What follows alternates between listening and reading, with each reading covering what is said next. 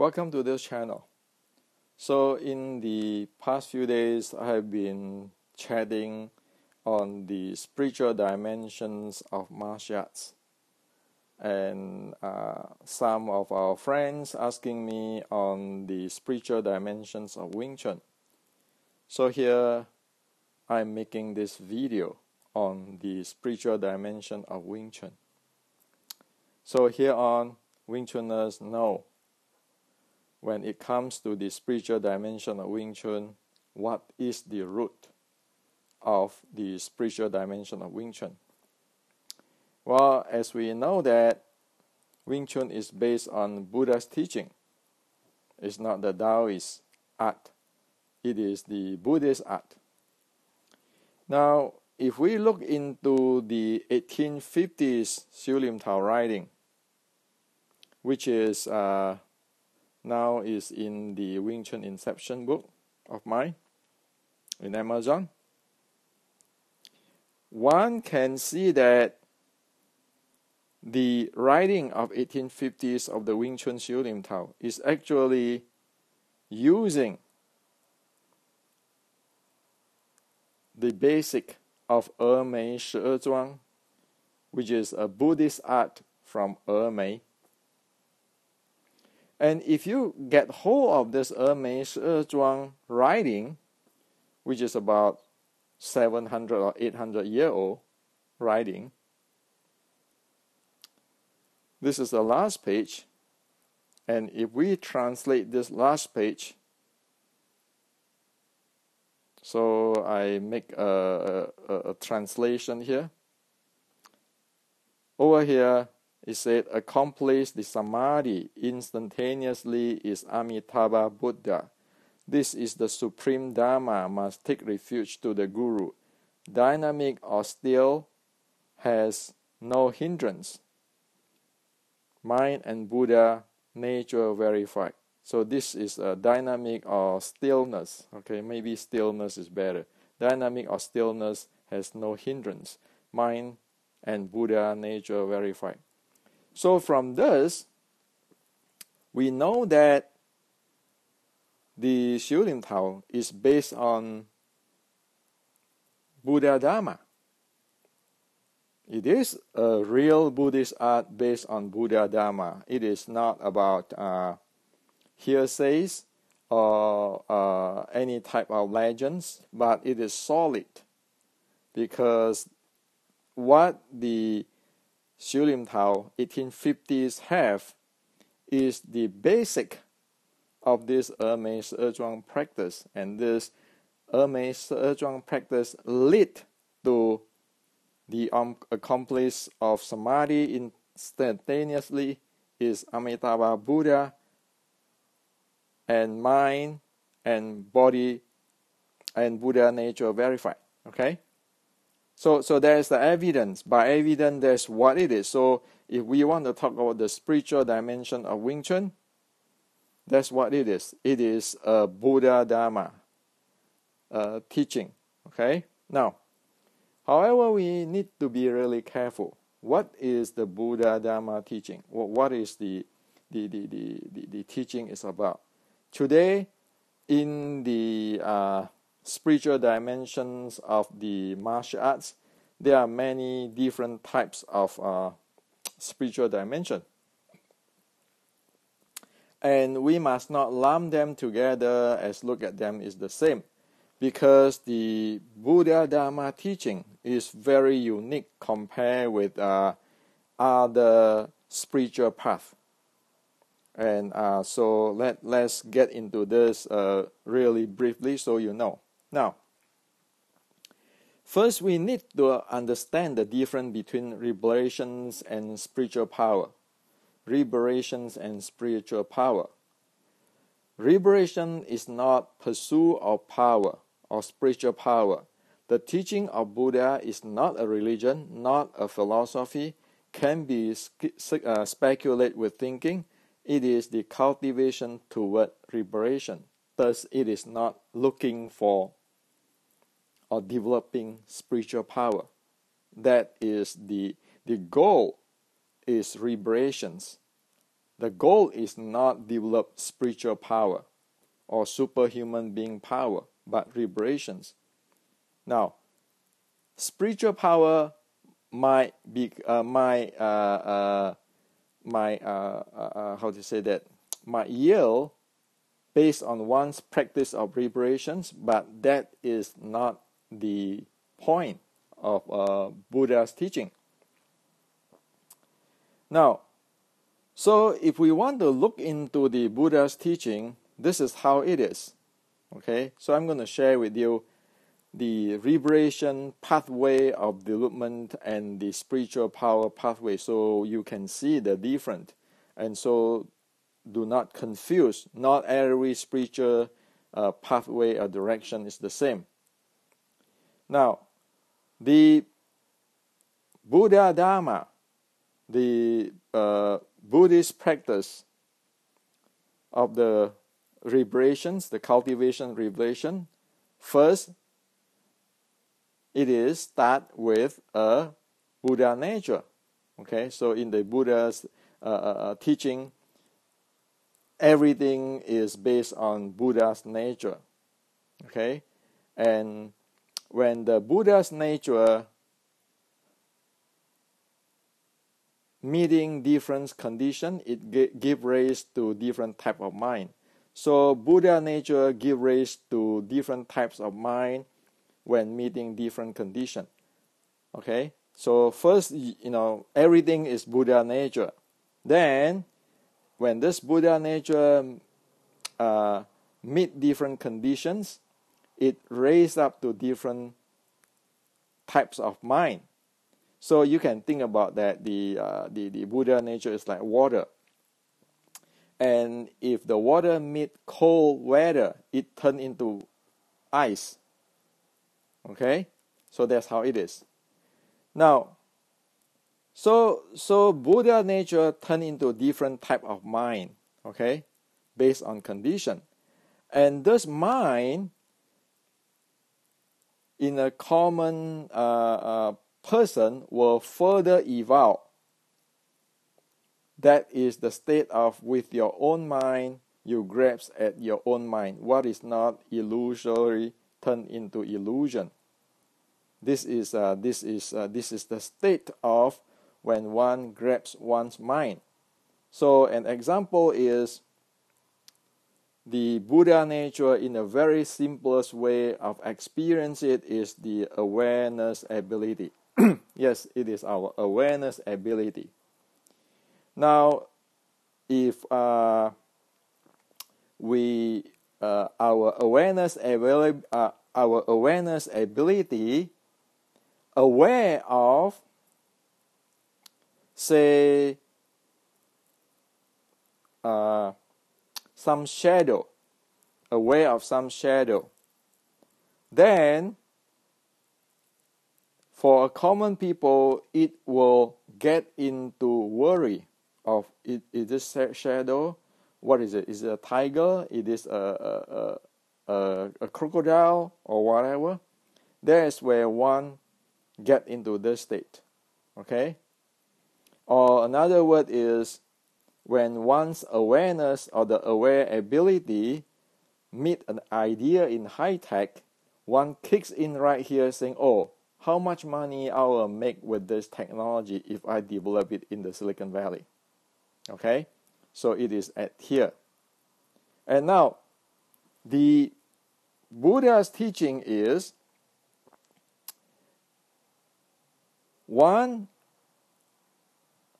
have to be able to return from this illusion back to the Buddha nature. So one do not get trapped here. Okay? So because if one's trapped here, one will spiral in. Say when one worry about this is a tiger, and then continue on, the mind was keep speculation and snowballing there. Or when one thinking that, oh, this technology, I will sell a lot of money and I'll become a millionaire and I'm going to start a new startup company, blah, blah, blah, blah, blah. Okay? So that is how it outflow. Now, for the Buddha's teaching is one always want to be able to return to the Buddha nature, so that one do not get trapped here. Because as a human being, when we are trapped here, it's like, oh yeah, I have this technology, I'm going to make this money, I'm going to start the company, I'm going to do this, I'm going to do that, I'm going to plan how many people I'm going to hire. Is going to go down here, and it just go outflow. Okay, so one attached to this idea, and it start to grow into an outward direction. Now the Buddha's teaching is one realize that this is the illusion, so one return from this illusion back to the mind, and mind back to the Buddha nature. Because if one have that capability, one will say, okay, this is my mind grasping my mind. Okay, so this is just my mind caused by this condition, and at that point, one return to the Buddha nature. So it is how to say that, a detached loop here. The Buddha nature can go give rise to different type of mind. However, the person always be able to get back to the Buddha nature. Now, the practice of samatha or calmness is the practice. So samatha is to drop the mind, okay, so that one be able to go back to the Buddha nature instead of stuck here and go somewhere else, and for next 60 years one become an engineer in Silicon Valley, try to make money instead of get back to the Buddha nature. Okay, now Vipassana is to see through the illusory, or the aware of what I'm doing here. Okay, now to go here is not wrong. You can apply your Buddha nature and your mind to say build a temple here. But to get stuck on here, thinking that this is the ultimate, that is the problem. That means one attached to this thing. So Vipassana practice is be able to see through that this is my applications of mind. Okay, if one know that it is just one's applications of mind or Buddha nature, one will not get stuck into the illusion. However, if one not aware of it, then one will get stuck and continue going on. Now, so samatha is the practice of calmness, so that one be able to drop all this illusion and mind stuff to get back to the Buddha nature. Vipassana is on top of samatha. One be able to see clearly, oh, this is an illusion, I must not attach to it. So that is the practice of samatha and vipassana. And that is also the practice of not attach and liberate, because liberation is not get trapped by one's own mind, which one created here. One can use this, apply this. Say you build a Buddhist temple, you need architect, you need engineer, but you know that you just build that and that's it. Instead of have this big dream, I want to be architect and I want to forever to be the best architect in the world and so forth, and then you're going to struggle inside that. Okay, so the entire thing is about liberations, and that is the teaching of the Buddha. So liberation is a return path. Okay, from the Buddha nature, you give raise to the mind, and then to continues on.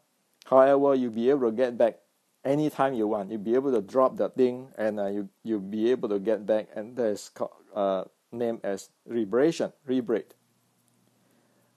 The opposite of liberation is get stuck here. I'm the grandmaster. I'm this. I'm that. I'm this and that. And until even when I'm dying, I still chasing for that. Okay, so that's the opposite of liberation. That's called you trap yourself. Now, mindfulness, we need to be careful. Mindfulness is the practice of samatha, where you get in the path of get back to the Buddha nature. Okay, mindfulness is not what today people think. I am focused here, I am concentrate here, so I become more successful. Okay, or I just be mindful so that I become getting more job done. It is not. Mindfulness is defined as this path back. Okay, the mind state of this path back. That's why you practice samatha and vipassana, you get mindfulness. Not here, not I concentrate on money. I relax and I make more money. Okay, that's not what it is. So you can look at it really simply as like a Buddha, the Buddha nature, the mind, the state. They are just like the water turning into the ice turning into the water. And if one gets stuck with ice and have no idea on water, then one will get attached there and suffer there. So attached to mind and state is suffering. So all this is state and this is a mind. So hopefully this is really clear. Now, today's a lot of spiritual practice or spiritual dimensions in the martial art. They are not the Buddha's teaching. They are over here.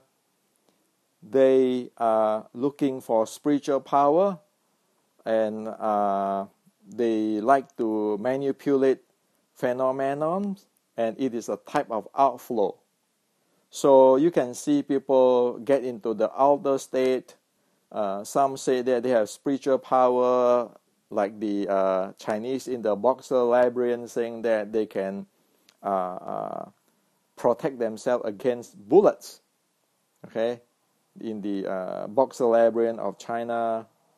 And some have claimed that they have this chi power in their body, how they circulate the cosmic or the microcosmic and those kind of stuff. Or some even borrowing power meaning, yes, possessed by external deity.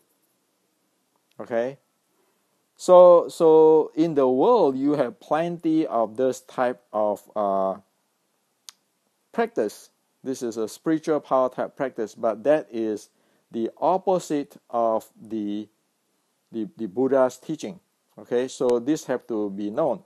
So anybody who is really practicing the Buddha's teaching is go through this. Anybody, if they say, I have this mantra, or I have this, people can visit me from the other side of the world, and so forth, well, that is belong to this. Now, I'm saying this is not that to say who is good, who is bad, because every being have their own right or their freedom to choose whatever they want to do. I just want to differentiate between the vibrations and the spiritual power looking. They are two different things, okay? And Wing Chun is belong to this path, okay? As it is over here, okay? Mind and Buddha nature verified. Samadhi, okay? So that is what it is. Now, in order to understand all this practice and how to avoid this thing in Buddhism, or I shouldn't say Buddhism, because Buddhism is a religion. Buddha Dharma is not a religion, but look at it as a technology. The book one need to read is like this 6 Dharma Gate to the Sublime. which is this is based on Buddha's teaching Anapanasati by the Bhikkhu Zhiyu of the China 1,500 years ago. Okay, so the Buddhist monk Zhiyu, this is his teaching. Okay, you can get it from Amazon. Okay, so that's how you enter into the samadhi and so forth. However, it is based on this, nothing here, and actually they will tell you how to avoid this thing. Okay, because this one is you go outflow and you will lose control. Now, another thing is the Srangama Sutra. The Srangama Sutra have the 50 skandhas demon state, which is telling in details why you don't want to go here. And if you go here, you need to go back when you're practicing this.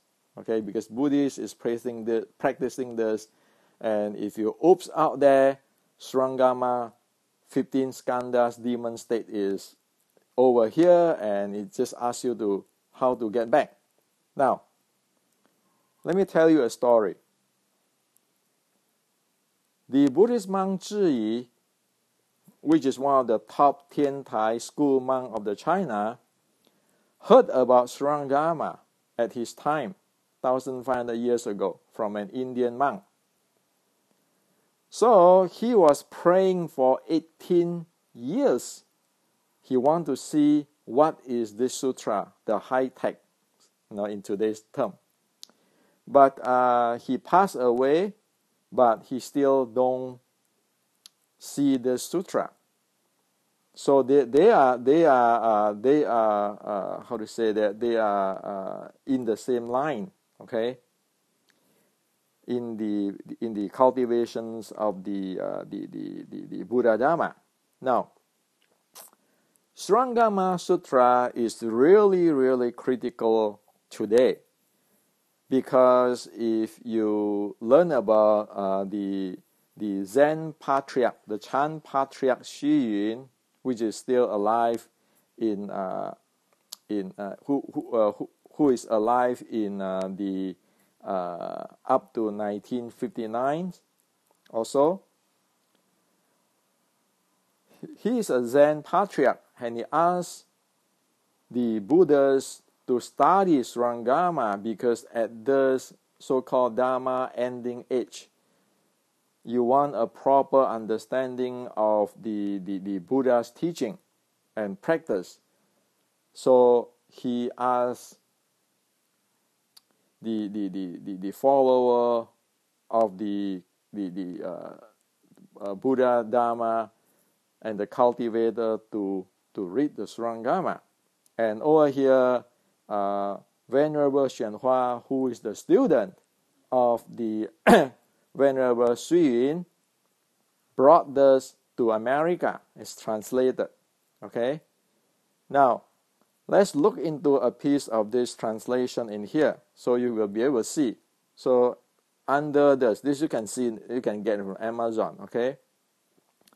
Under this chapter, this is how it likes. Okay, this is what within that 50 skandha states, demon state. When he dwells in this place and enters samadhi, he is like a person with clear vision who finds himself in total darkness. Although his nature is wonderfully pure, his mind is not yet illuminated. This is the region of the form skandha. Or anybody who do get into the deep qigong practice, then it is like this. Now, well, that still belong to the form skandha, within the form skandha. Now, well, let's look in down there. It said that Ananda, at this point, as the person intently investigate the wondrous brightness, the four elements will no longer function together, and soon the body will be able to transcend obstruction. This state is called the pure brightness merging into the environment. it is a temporary state in the course of cultivation and does not indicate sagehood. If he does not think he has become a sage, then this will be a good state. But if he considers himself a sage, then he will be vulnerable to the demon's influence. Okay, so this is what inside here. So what it means is that when one is in this path, getting back, practicing Samata and Vipassana, and if they reach that state, if they thought that they are gung-ho, then they go this path. And what this person face will be the outer state, or the borrowing power from some god or goddess, and that is actually the demonic influence. Okay, so this is how clear it is there. That's why in Zen practice, the Chinese Han practice, this is very important. For those who meditation, one need to know what get close, or what one want to get close, or what one want to avoid. And over here,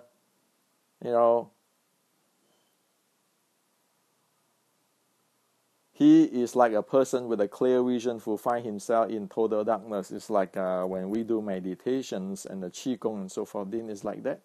Okay, so Surangama Sutra have all those details there. So with this, now we know that the Xiulim Tao or Wing Chun is based on Buddha Dharma, and we know what is the pathway of the Buddha Dharma, what is not the pathway of Buddha Dharma. So this is what I'd like to share with you today, so that hopefully here on all Wing Chuners know when it comes to spiritual dimension, one need to go study the 6 Dharma Gate to the Sublime and Surangama Sutta, so that one really clearly know what is going on,